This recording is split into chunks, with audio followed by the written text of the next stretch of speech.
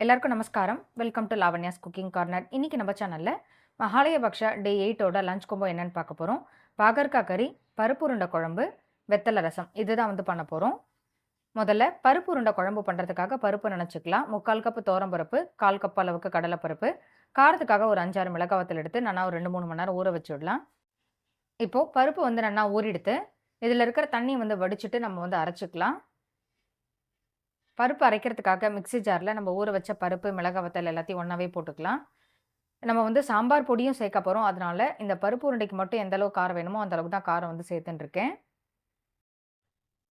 பருப்பு மிக்ஸி ஜாரில் சேர்த்தாச்சு.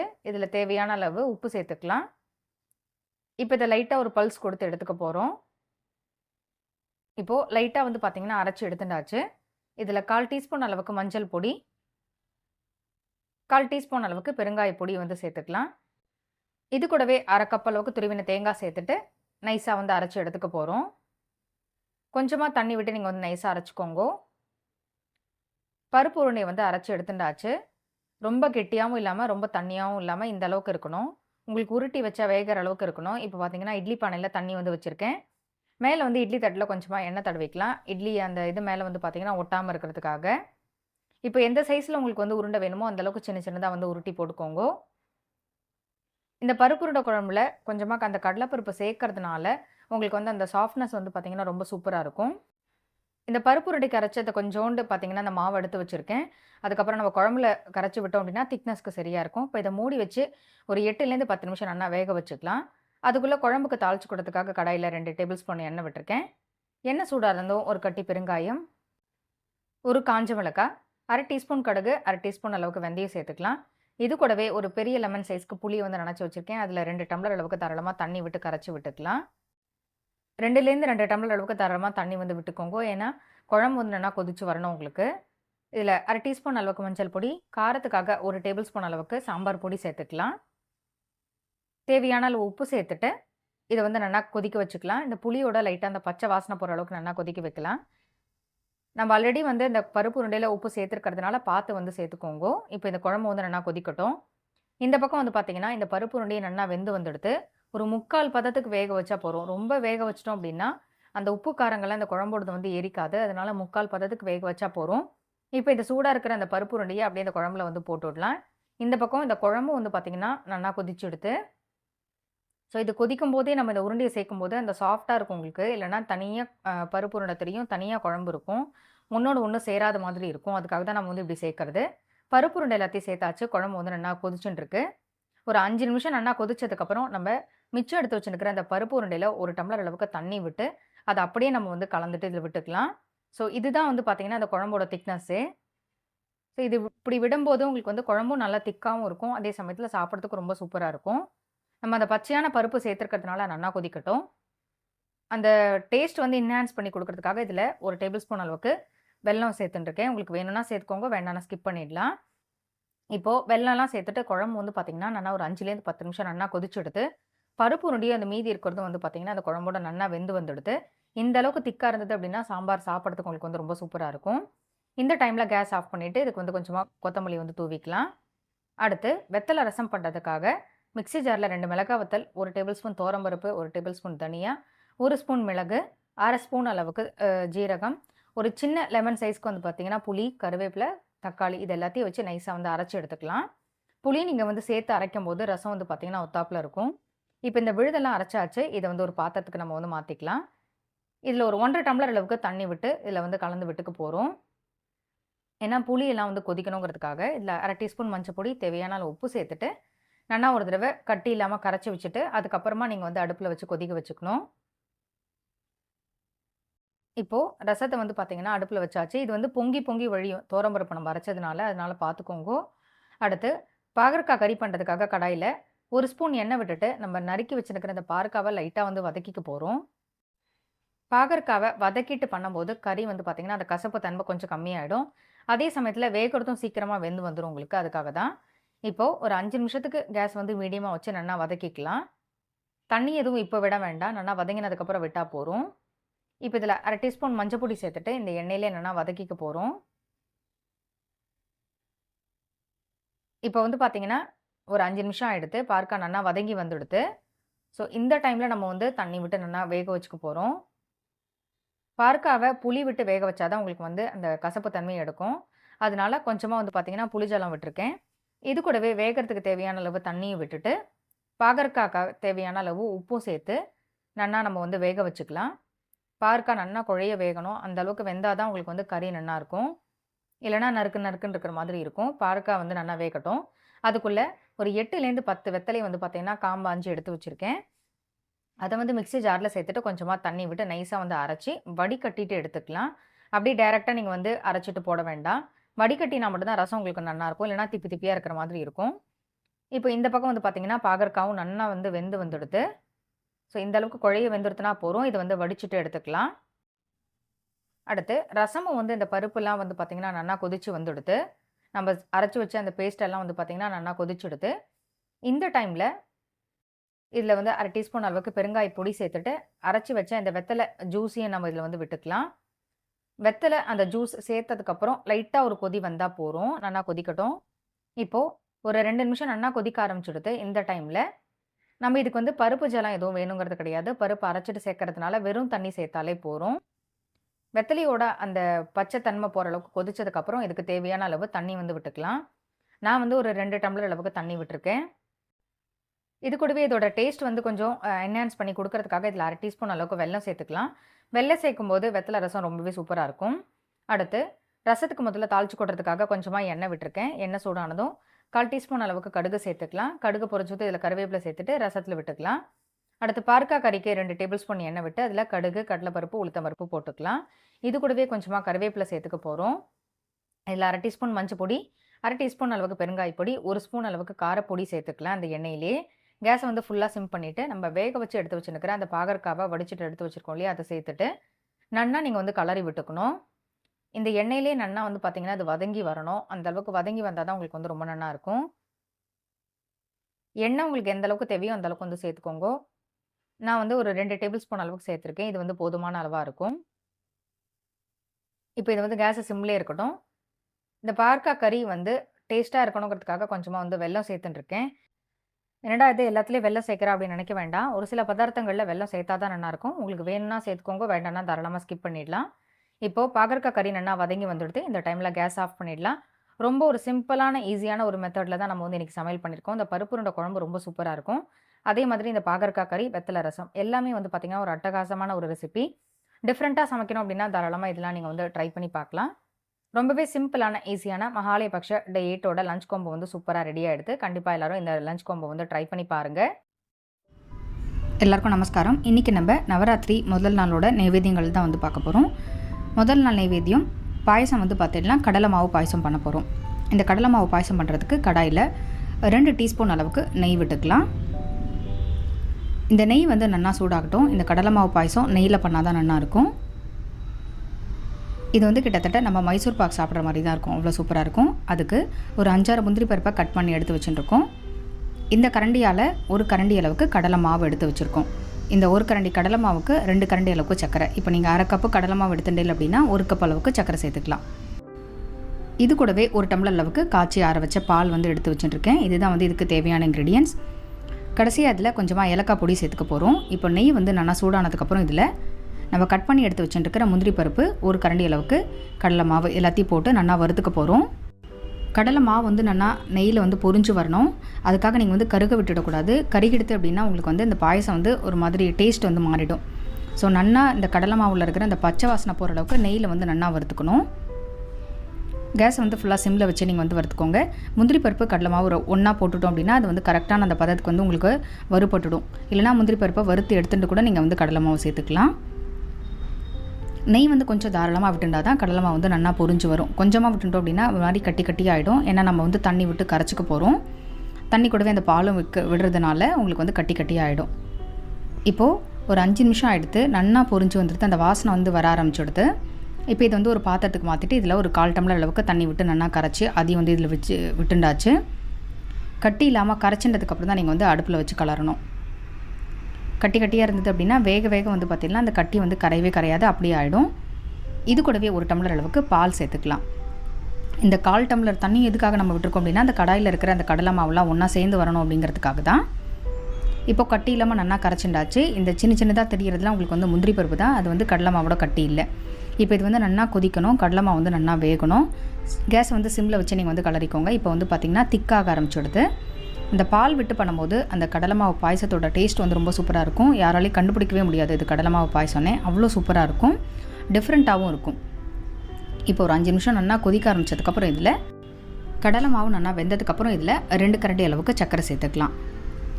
2 கரண்டிங்கிறது வந்து உங்களுக்கு கரெக்டான அளவாக இருக்கும். நீங்கள் சர்க்கரை நிறையா சாப்பிட்ற மாதிரி இருந்தால் இன்னும் கொஞ்சம் கூட சேர்த்துக்கலாம். ஆனால் இந்த 2 கரண்டி சரியாக இருக்கும். இப்போ சர்க்கரை சேர்த்துட்டு இதை வந்து நல்லா கலந்து விட்டுக்கலாம். பொதுவாக பாயசங்கள்லாம் நீங்கள் வந்து பண்ணும்போது இதை வச்சுட்டு அடுப்பில் வச்சுட்டு எங்கேயாவது போய் வேறு வேலை செஞ்சுட்டு திருப்பி வந்து கலரணும் அப்படின்னா அடி பிடிச்சி போயிடும். ஆனால் இந்த கடலை மாவு வந்து கண்டிப்பாக அடி பிடிச்சிரும். அதனால் பக்கத்துலேயே இருந்து கலரி விட்டால் தான் உங்களுக்கு வந்து பாத்திரத்தில் அடி பிடிக்காமல் சூப்பராக பாயசம் வரும். இப்போ சர்க்கரை சேர்த்துட்டு நல்லா ஒரு 5 நிமிஷம் நல்லா கரைஞ்சி கொதிச்சு எடுத்து நம்ம முன்னாடி விட்டு அந்த நெய்யே போகிறோம், திருப்பி வந்து நெய் விடணுங்கிறது கிடையாது. ஆனால் ஒரு சில பேருக்கு பாயசம் சூடாக விட்டுன்ட்டு அதில் நெய் விட்டு சாப்பிட்றதுக்கு வந்து ரொம்ப பிடிக்கும். ஆனால் இந்த பாயசத்துக்கு நீங்கள் அது மாதிரி மேலே கொஞ்சம் நெய் உருக்கின நெய் விட்டு சாப்பிட்டீங்க அப்படின்னா, வாழை இலையில் சாப்பிட்டோம் அப்படின்னா அவ்வளோ பிரமாதமாக இருக்கும். எல்லா நாட்கிழமைக்குமே நீங்கள் வந்து பண்ணிக்கலாம். ரொம்பவே சூப்பராக ரெடி ஆகிடுது. கேஸ் ஆஃப் பண்ணிவிட்டு இதில் 1/4 டீஸ்பூன் அளவுக்கு பொடி பண்ண ஏலக்காய் சேர்த்துக்கலாம். ஏலக்காய் பொடி சேர்த்துட்டு இதை வந்து நல்லா கலந்து விட்டுக்க போகிறோம். இது மாதிரி நவராத்திரி டைமில் நம்ம ஏலக்காய் பொடிலாம் முன்னாடியே பண்ணி வச்சுட்டோம் அப்படின்னா ஈஸியாக இருக்கும் நமக்கு ஸ்வீட் பண்ணுறதுக்கு. இப்போ சூப்பராக நம்மளோட கடலை மாவு பாயசம் ரெடி எடுத்து கண்டிப்பாக எல்லோரும் நவராத்திரி முதல் நாளுக்கு இந்த பாயசத்தை வந்து ட்ரை பண்ணி பாருங்கள். அடுத்து சாதத்துக்காக வந்து பார்த்திங்கன்னா முதல் நாள் வெண்பொங்கல் தான் பண்ணணும். இப்போது வெண்பொங்கல் எப்படி பண்ணுறதுன்னு பார்க்கலாம். பொங்கல் பண்ணுறதுக்கு 1 டம்ளர் அளவுக்கு பச்சரிசி எடுத்துட்டுருக்கேன். நம்ம சாப்பிட்றதுக்கு யூஸ் பண்ணக்கூடிய அந்த அரிசி தான். 1 டம்ளர் பச்சரிசி அப்படின்னா அந்த டம்ளரால் 1/4 டம்ளர் அளவுக்கு பைத்தம்பருப்பு எடுத்துக்கணும். இப்போது இந்த பச்சரிசியும் இந்த பைத்தம்பருப்பையும் ஒன்றா சேர்த்துட்டு நல்லா ஒரு 4-5 தடவை களைஞ்சிட்டு எடுத்துக்கோங்க. இதை அரிசியை களையிறதுக்கு முன்னாடி நான் வந்து இதில் 5.5 டம்ளர் அளவுக்கு தண்ணி வந்து குக்கரில் வச்சுருக்கேன். தண்ணி வந்து நல்லா சூடாகட்டும். அதுக்குள்ளே நம்ம இந்த அரிசியை வந்து நல்லா களைஞ்சிட்டு வரலாம். தண்ணி வந்து நல்லா சூடாக எடுத்து ஒன்றுக்கு அந்த 5.5 டம்ளர் அளவுக்கு தண்ணி வந்து சரியாக இருக்கும். இதில் வந்து ஒரு சின்ன கட்டி அளவுக்கு பெருங்காயம் சேர்த்துக்கலாம். கட்டி பெருங்காயத்தை நம்ம தண்ணியிலே போட்டுட்டு பொங்கல் வைக்கும்போது அதோட வாசனை வந்து ரொம்ப நல்லா இருக்கும். பெருங்காய பொடியாக தாளித்து கொட்டதை விட இது உங்களுக்கு வந்து ஈஸியாக இருக்கும். இப்போது நம்ம களைஞ்சி வச்சுருக்கிற இந்த அரிசி இதில் சேர்த்துக்கலாம். இது வந்து பழைய அரிசி அப்படிங்கிறதுனால நான் வந்து 1.25 டம்ளருக்கு 5.5 டம்ளர் அளவுக்கு தண்ணி விட்டுருக்கேன். இதே நீங்கள் புது அரிசியாக இருந்ததுன்னா இன்னொரு 1/4 டம்ளரோ 1/2 டம்ளரோ மட்டும் கம்மி பண்ணிட்டா போகிறோம். ஆனால் 1க்கு இந்த 5ங்கிறது வந்து சரியாக இருக்கும். பழைய அரிசி சேர்த்துருக்கிறதுனால இன்னொரு 1/2 டம்ளர் அளவுக்கு தண்ணி ஜாஸ்தி விட்டுருக்கோம். இதில் ஒரு சிட்டிக்கு அளவுக்கு மஞ்சள் பொடி, இந்த பொங்கலுக்கு தேவையான கல் உப்பு வந்து இந்த அரிசி வேகும் போதே நம்ம வந்து சேர்த்துக்கலாம். அப்போ குழைய உங்களுக்கு வந்து நல்லா ஒத்தாப்பில் வெந்துடும். இப்போ இது வந்து நல்லா கலந்து விட்டுடலாம். இந்த அரிசி பருப்பு எல்லாம் வந்து நல்லா அந்த தண்ணியில் வந்து கொதிக்க ஆரம்பிக்கட்டும். கொதிக்க ஆரம்பித்ததுக்கப்புறம் நம்ம மூடி வச்சு விசில் விட்டோம் அப்படின்னா சரியாக இருக்கும். இப்போ ஜலம் வந்து நல்லா கொதிக்க ஆரம்பிச்சுடுது. இந்த டைமில் நம்ம குக்கரை மூடி 3 விசில் விட்டு நல்லா வேக வச்சு எடுத்துக்கலாம். கேஸை வந்து ஹையில் வைக்க வேண்டாம், மீடியமாக வச்சுட்டேன் அப்படின்னா பொங்கி பொங்கி வழியாது உங்களுக்கு. இப்போ இந்த பொங்கலுக்கான அந்த அரிசி பருப்பு எல்லாம் வந்து நல்லா குழைய வேகட்டும். வெந்ததுக்கப்புறம் நம்ம வந்து தாளிப்பு எப்படி போடுறது அப்படிங்கிறத வந்து பார்க்கலாம். குக்கர் விசில் வந்து ஆஃப் பண்ணியாச்சு. அடுத்து இது பொங்கலுக்கு வந்து தாளிப்பு போட போகிறோம். அதுக்காக கரண்டியில் 2 டேபிள் ஸ்பூன் அளவுக்கு நெய் விட்டுக்கலாம். பொங்கலுக்கெல்லாம் பொதுவாக நெய் நிறையா விட்டால் தான் நல்லாயிருக்கும். முன்னாடியே எல்லா நெய்யும் விட்டுட்டோம் அப்படின்னா பொங்கல் வந்து இழுத்துன்றோம். அதனால் தாளிப்பு போட்டுட்டு அதுக்கப்புறம் மேலே ஒரு ஸ்பூன் அளவுக்கு நீங்கள் நெய் விட்டுலாம் தான் நல்லாயிருக்கும். இப்போ 2 டேபிள் ஸ்பூன் நெய் வந்து சரியாக இருக்கும். இந்த நெய் வந்து சூடாக்கிறதுக்குள்ளே இதுக்கு தேவையான பொருள் என்னென்னு பார்த்துக்கலாம். 1 டேபிள் ஸ்பூன் அளவுக்கு மிளகு, 1 டேபிள் ஸ்பூன் அளவுக்கு ஜீரகம். மிளகு ஜீரகம் நிறைய போட்டால் நல்லாயிருக்கும். அடுத்து ஒரு 5-6 முந்திரி பருப்பும் வந்து கட் பண்ணி எடுத்து வச்சுருக்கோம். அதை வந்து எடுத்து வச்சுட்டாச்சு. அடுத்து ஒரு துண்டளவுக்கு இஞ்சி தோல் சீவி நறுக்கி எடுத்து வச்சுருக்கோம். கொஞ்சமாக கருவேப்பிலை. பெருங்காய பொடி நம்ம முன்னாடியே போட்டதுனால இப்போ போடணுங்கிறது கிடையாது. நெய் சூடானதுக்கப்புறம் 1 by 1 எல்லா இன்க்ரீடியன்ஸும் வந்து போட்டுக்கலாம். முதல்ல வந்து மிளகு ஜீரகத்தை சேர்த்துக்க போகிறோம். நம்ம வச்சுருக்கிற கரண்டி வந்து ரொம்ப சின்னதாக இருக்கிறதுனால நீங்கள் வந்து பார்த்து போட்டுக்கணும். இல்லைனா நெய்யெல்லாம் அப்படியே பொங்கி வழியிற மாதிரி ஆகிடும். முதல்ல இந்த மிளகு ஜீரகம் முந்திரி பருப்பு இது எல்லாத்தையும் சேர்த்தாச்சு. இது வந்து நல்லா பொரிய ஆரம்பித்ததுக்கப்புறம் இதில் நம்ம கட் பண்ணி வச்சுருக்கிற இந்த இஞ்சியும் கருவேப்பிலையும் சேர்த்துக்க போகிறோம். பொதுவாக பொங்கலுக்கு இஞ்சி போட்டால் தான் நல்லாயிருக்கும். உங்களுக்கு வந்து குழந்தைகள் சாப்பிட்ற மாதிரி இருந்ததுன்னா நீங்கள் துருவி கூட சேர்த்துக்கலாம். இப்போ இந்த முந்திரி பருப்பு வந்து நல்லா செவர வறுபட்டதுக்கப்புறம் இது கூடவே நம்ம கட் பண்ணி வச்சுருக்கிற இந்த இஞ்சி கருவேப்பிலையை சேர்த்துக்கலாம். இந்த இஞ்சி சேர்த்ததுக்கப்புறம் இதை வந்து நல்லா ஒரு தடவை கலரி விட்டுட்டு நல்லா பொரிஞ்சதுக்கப்புறம் நம்ம வேக வச்சு வச்சுருக்கிற இந்த பைத்தம்பருப்பு அரிசி அந்த பொங்கலில் வந்து சேர்த்துக்கலாம். பொங்கலில் சேர்த்துட்டு இதை வந்து நல்லா கலரி விட்டுக்கலாம். ரொம்பவே சிம்பிளாக நம்மளோட வெண்பொங்கல் வந்து ரெடியாக எடுத்து ஸோ இந்த ஒன்றுக்கு இந்த 5 டம்ளர் அளவுக்கு, இந்த 1.25 டம்ளருக்கு 5 டம்ளர் அளவுக்கு அந்த அரிசி பருப்புக்கு இந்த தண்ணி வந்து பார்த்தீங்கன்னா சரியாக இருக்கும். உங்களுக்கு கலரும் போதே தெரியும். சூப்பராக நம்மளோட வாசனையாக நம்மளோட வெண்பொங்கல் வந்து ரெடி ஆகிடுது. நவராத்திரி முதல் நாளுக்கு வந்து வெண்பொங்கல் தான் நைவேத்தியம். கண்டிப்பாக எல்லோரும் இந்த வெண்பொங்கலை வந்து ட்ரை பண்ணி பாருங்கள். அடுத்து நவராத்திரி முதல் நாள் சாயந்தரம் நைவேத்தியத்துக்காக பைத்தம்பருப்பு சுண்டல் எப்படி பண்ணுறதுன்னு பார்க்கலாம். இந்த பைத்தம்பருப்பு சுண்டல் பண்ணுறதுக்கு 1 டம்ளர் அளவுக்கு பைத்தம்பருப்பு எடுத்துகிட்டு இருக்கேன். கிட்டத்தட்ட 200 கிராம் அளவுக்கு இருக்கும். இப்போ இந்த பைத்தம்பருப்பை நான் ஒரு 2-3 தடவை கலஞ்சிட்டு வரலாம். அதுக்குள்ளே ஒரு கடாயில் 2 டம்ளர் அளவுக்கு தண்ணி விட்டு வச்சுருக்கேன். இப்போ இந்த பைத்தம்பருப்பை நல்லா கலஞ்சிட்டு இதை வந்து தண்ணியில் போட்டுக்கலாம். பைத்தம்பருப்பு சுண்டல் பண்ணுறதுக்கு ஊற வச்சுட்டு நீங்கள் பண்ணணுங்கிறது கிடையாது. ஊற வச்சுட்டு அப்புறம் வேக வச்சோம் அப்படின்னா குழஞ்சி போயிடும் உங்களுக்கு. அதனால் கலஞ்சிட்டு அப்படியே நீங்கள் வந்து வேக வச்சா போதும். இப்போ இந்த 1 டம்ளர் பைத்தம்பருப்புக்கு 2 டம்ளர் அளவுக்கு தண்ணி விட்டுருக்கோம். தண்ணி வந்து நல்லா கொதிச்சு பைத்தம்பருப்பு இதில் வந்து நல்லா வேகட்டும். இது கூடவே இந்த பைத்தம்பருப்பு சுண்டலுக்கு தேவையான அளவு உப்பு சேர்த்துக்க போகிறோம். பொதுவாக பைத்தம்பருப்பு வந்து ரொம்ப உப்பு தங்காது, அதனால் பார்த்து கம்மியாக வந்து போட்டுக்கோங்க. உப்பு சேர்த்துட்டு இது வந்து நல்லா கலந்து விட்டுக்கலாம். இது வந்து ஒரு 5 நிமிஷத்துலேருந்து 10 நிமிஷம் ஆகும் பைத்தம்பருப்பு நல்லா வேகிறதுக்கு. நல்லா வந்து உங்களுக்கு ஒரு 3/4 வேக்காடு வெந்ததுன்னா போதும். ரொம்ப குழைய வேக வச்சிட்டோம் அப்படின்னா சுண்டல் கலரும் போது அப்படியே குழஞ்சி போயிடும், உங்களுக்கு அப்படியே புட்டு மாதிரி ஆகிடும். இப்போ இது வந்து நல்லா கொதிக்கட்டும். கொதிச்சதுக்கப்புறம் காமிக்கிறேன். சுண்டல் வந்து நல்லா வேக ஆரம்பித்து ஒரு 5 நிமிஷம் ஆகிடுது. இந்த மேலே வந்து அப்படியே பார்த்தீங்கன்னா நுரையாக இருக்கும். ஸோ இந்த நுரையெல்லாம் நம்ம எடுத்துட்டோம் அப்படின்னாலே உங்களுக்கு வந்து சுண்டல் நல்லாயிருக்கும். இந்த நுரையோடு போட்டுட்டோம் அப்படின்னா அது ஒரு மாதிரி இருக்கும். அதனால் இது மேலே பொங்கி வரும்போது இந்த நுரை எல்லாத்தையும் கரண்டியால் இப்படி எடுத்துட்டோம் அப்படின்னா மேலே வந்துடும் உங்களுக்கு. இப்போ இன்னொரு 5 நிமிஷம் நல்லா வேகட்டும். இப்போ பாதி அளவு தான் வெந்திருக்கு. இப்போ நம்ம சேர்த்துருந்த அந்த தண்ணி எல்லாமே வந்து நல்லா ட்ரை ஆகிடுது. தண்ணி வந்து ரொம்ப வேஸ்ட் பண்ணாத அளவுக்கு தான் நம்ம வந்து தண்ணி விட்டுருக்கோம். இப்போ ஒரு 3/4 வேக்காடு வெந்துடுது பைத்தம்பருப்பு. ஸோ உங்களுக்கு பார்த்தாலே தெரியும், நல்லா உங்களுக்கு பார்த்தா வெந்து வந்திருக்கு. அதே சமயத்தில் குழையவும் இல்லை. இது வந்து சரியாக இருக்கும். இப்போது இதை வந்து வடிகட்டுறதுக்காக இது மாதிரி ஒரு வடிகட்டி எடுத்துக்கோங்க. இதை வந்து ஒரு பாத்திரத்தில் கொட்டி இதை வந்து நல்லா வடிகட்டிட்டு எடுத்துக்கலாம். இப்போது பைத்தம்பருப்பை வந்து நல்லா வடித்து எடுத்துட்டாச்சு. நீங்கள் 3/4 வேக்காடு வேக வச்சு எடுத்துட்டோம் அப்படின்னா உடனே சுண்டல் பண்ணால் கூட உங்களுக்கு வந்து குழையாது. நீங்கள் நல்லா குழைய வச்சுட்டேன்னா அப்படியே புட்டு மாதிரி ஆகிடும். அடுத்து கடாயில் 2 டீஸ்பூன் அளவுக்கு எண்ணெய் விட்டுக்கலாம். எண்ணெய் வந்து நல்லா காயட்டும். இதில் 1/2 டீஸ்பூன் அளவுக்கு கடுகு வந்து சேர்த்துக்க போகிறோம். காரத்துக்காக நான் வந்து 2 பச்சை மிளகாய் வந்து கட் பண்ணி எடுத்து வச்சுட்டுருக்கேன். இது கூடவே ஒரு துண்டு அளவுக்கு இஞ்சி வந்து பொடியாக நறுக்கி எடுத்துட்டுருக்கேன். இது 2 போட்டால் தான் சுண்டல் வந்து உங்களுக்கு வாசனையாக இருக்கும். இஞ்சி பிடிக்காது அப்படின்னா நீங்கள் வந்து ஸ்கிப் பண்ணிடலாம். இது கூடவே கொஞ்சமாக கருவேப்பிலையும் சேர்த்துக்கலாம். இப்போ கடுகு வந்து நல்லா பொரிஞ்சதுக்கப்புறம் இதில் நம்ம கட் பண்ணி வச்சுருக்கிற இஞ்சி பச்சை மிளகாய் போட்டுக்கலாம். இது கூடவே நம்ம எடுத்து வச்சுருக்கிற கருவேப்பிலையும் சேர்த்துக்க போகிறோம். இப்போ இந்த இஞ்சி பச்சை மிளகாய் கருவேப்பிலை வந்து நல்லா அந்த எண்ணெயில் பொரியட்டும். இதுக்கு வந்து நீங்கள் உளுத்தம்பருப்பு தாளித்து கொட்டணுங்கிறது கிடையாது. பைத்தம்பருப்பு சுண்டலுக்கு இதில் கொஞ்சமாக வந்து பெருங்காய பொடி வாசனைக்காக போட்டுக்கலாம். இது எல்லாத்தையும் நல்லா வறுத்துட்டு நம்ம வேக வச்சு எடுத்து வச்சுருக்கிற இந்த பைத்தம்பருப்பு வந்து இது கூடவே வந்து சேர்த்துக்கலாம். நம்ம முன்னாடியே உப்பு போட்டதுனால திருப்பி வந்து உப்பு போடணுங்கிறது கிடையாது. இப்போ பைத்தம்பருப்பு வந்து நல்லா வடிகட்டி எடுத்து வச்சுருக்கோம் இல்லையா, அதை வந்து இதில் சேர்த்துக்கலாம். பைத்தம்பருப்பு சேர்த்துட்டு நல்லா வந்து இந்த எண்ணெயோட இந்த பச்சை மிளகாய் இஞ்சியோட நல்லா கலந்து விட்டுக்க போகிறோம். அப்படியே உதிராக ரொம்ப சூப்பராக இருக்கும் இந்த சுண்டல். அந்த வேக வைக்கிற அந்த பதம் மட்டும் உங்களுக்கு கரெக்டாக தெரிஞ்சிருந்தனாலே போதும், சுண்டல் வந்து சூப்பராக அமையும். கடைசியாக இதில் 2 டேபிள் ஸ்பூன் அளவுக்கு துருவின தேங்காய் வந்து சேர்த்துக்கலாம். எந்த சுண்டல் நீங்கள் பண்ணாலுமே தேங்காய் போட்டால் தான் உங்களுக்கு வந்து அதோட டேஸ்ட் வந்து ரொம்ப சூப்பராக இருக்கும். தேங்காய் சேர்த்துட்டு ரொம்ப நாளைக்கு கலரணுங்கிறது கிடையாது. லைட்டாக ஒரு கலரிட்டு நீங்கள் வந்து கேஸ் ஆஃப் பண்ணிட்டாலே சரியாக இருக்கும். ஏன்னா அந்த தேங்காயோட ஸ்வீட்னஸோட சாப்பிட்றதுக்கு வந்து ரொம்ப நல்லாயிருக்கும். இந்த சூட்டோடையே நம்ம வந்து தேங்காய் சேர்த்துட்டு நல்லா வந்து ஒரு தடவை கலந்து விட்டுட்டு கேஸை வந்து ஆஃப் பண்ணிடலாம். ரொம்பவே சூப்பராக நம்மளோட பைத்தம்பருப்பு சுண்டல் வந்து ரெடி ஆகிடுது. ஸோ கண்டிப்பாக எல்லோரும் நவராத்திரி முதல் நாளுக்கு நான் செஞ்சு காமிச்ச மாதிரி இந்த கடலை மாவு பாயசம், வெண்பொங்கல், பைத்தம்பருப்பு சுண்டல் எல்லாத்தையும் வந்து ட்ரை பண்ணி பாருங்கள். ட்ரை பண்ணி பார்த்துட்டு உங்களோட ஃபீட்பேக் வந்து எனக்கு சொல்லுங்கள். மறுபடியும் அடுத்த ஒரு வீடியோ உங்கள் எல்லாரையும் சந்திக்கிறேன். நன்றி, வணக்கம். டிஃபன் ரெசிபி தான் வந்து பார்க்க போகிறோம். மோர்கூழு எப்படி பண்ணுறதுன்னு பார்க்கலாம். இந்த மோர்கூழை வந்து மோர் களின்னு சொல்லுவாள். அரிசி மாவு வச்சு தயிர் வச்சு பண்ணக்கூடிய ஒரு சூப்பரான ரெசிபி. இது ட்ரெடிஷ்னலான ரெசிபியும் கூட. இப்போ இந்த மோர்கூழு பண்ணுறதுக்கு ஒரு பாத்திரத்தில் 1 கப் அளவுக்கு அரிசி மாவு சேர்த்துக்கலாம். இதுக்கு லைட்டாக புளிச்சிருக்கக்கூடிய அந்த தயிர் வந்து பார்த்திங்கன்னா 1 கப் அளவுக்கு சேர்த்துக்கலாம். இது கூடவே 2 கப் அளவுக்கு தண்ணி வந்து நம்ம விட்டுக்கலாம். ஸோ நான் டோட்டலாக வந்து பார்த்திங்கன்னா 2.5 கப் அளவுக்கு தண்ணி யூஸ் பண்ண போகிறேன். இப்போ முதல்ல வந்து 2 கப் அளவுக்கு விட்டுக்கலாம். இது கூடவே தேவையான அளவு உப்பு சேர்த்துட்டு இதை வந்து நல்லா கரைச்சி விட்டுக்க போகிறோம். அரிசி மாவை வந்து பார்த்திங்கன்னா இந்த தயிர் தண்ணியோட நல்லா கலந்துக்கணும். கட்டி இல்லாமல் நீங்கள் கரைச்சிட்டே இல்லை அப்படின்னா உங்களுக்கு வந்து மோர்கூழ் கலரும் போது கட்டி கட்டியாக இல்லாமல் இருக்கும். நார்மல் நீங்கள் ரா ரைஸ் ஃப்ளவர் இருக்கு இல்லையா, அதையே யூஸ் பண்ணிட்டா போகிறோம். வறுத்த அரிசி மாவுலாம் எதுவும் தேவையில்லை.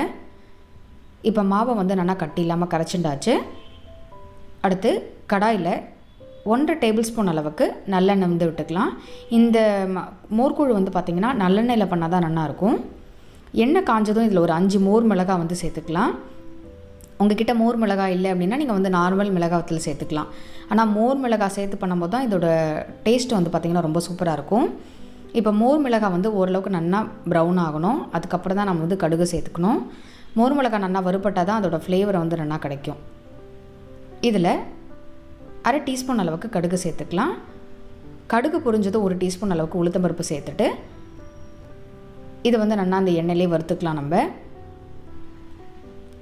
இந்த உளுத்தம்பருப்பு கடுகு வறுக்கிற அந்த டைம்லேயும் வந்து பார்த்திங்கன்னா மோர் மிளகாய் வந்து நல்லா கருப்பு கலராக வந்துடும்.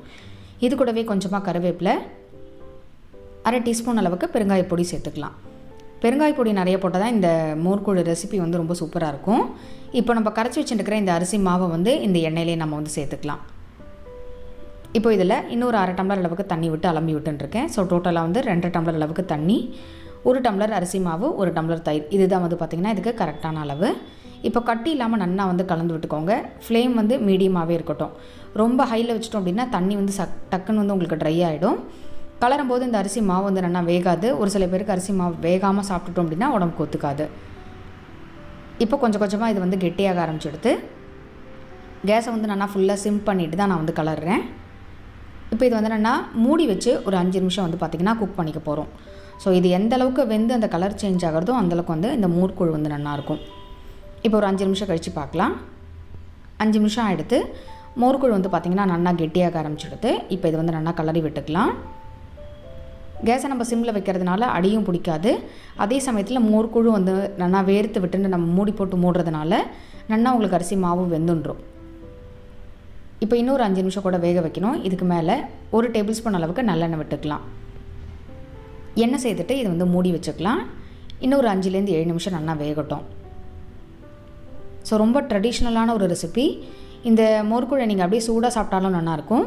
ஒரு பிளேட்டில் போட்டு ஆற வச்சு பீஸாக கட் பண்ணி சாப்பிட்டாலும் ரொம்ப சூப்பராக இருக்கும்.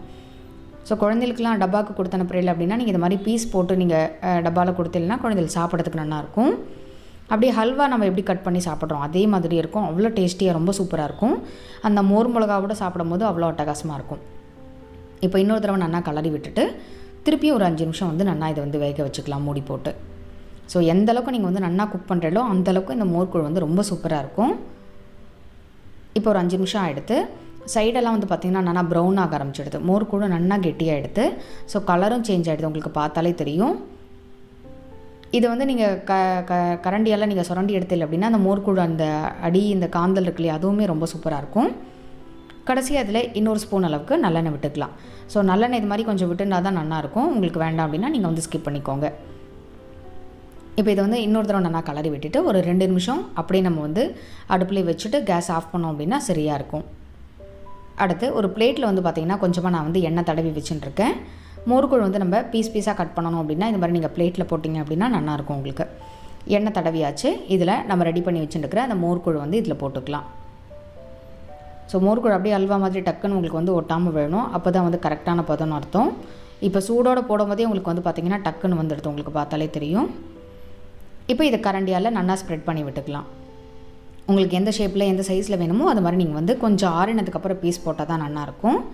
இது வந்து சூட்டோடு சாப்பிட்றதுக்கு அப்படியே நீங்கள் வந்து தட்டில் போட்டு சாப்பிட்டா நல்லாயிருக்கும். உங்களுக்கு ஆறி வேணும் அப்படின்னா நீங்கள் வந்து பீஸ் போட்டுக்கோங்க, இல்லைனா அப்படியே கூட சாப்பிட்டுக்கலாம்.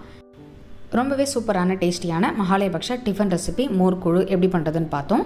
கண்டிப்பாக எல்லோரும் இந்த மோர்கூழ் ரெசிபியை ட்ரை பண்ணி பாருங்கள். ட்ரை பண்ணி பார்த்துட்டு உங்களோட ஃபீட்பேக் வந்து எனக்கு சொல்லுங்கள். இந்த வீடியோ பிடிச்சிருந்தது அப்படின்னா உங்கள் ஃப்ரெண்ட்ஸ்க்கு ரிலேட்டிவ்ஸ்க்கும் ஷேர் பண்ணுங்கள். மறக்காமல் நம்ம சேனலை வந்து சப்ஸ்கிரைப் பண்ணிக்கோங்க. மறுபடியும் அடுத்த ஒரு வீடியோவில் உங்கள் எல்லாரையும் சந்திக்கிறேன். நன்றி, வணக்கம்.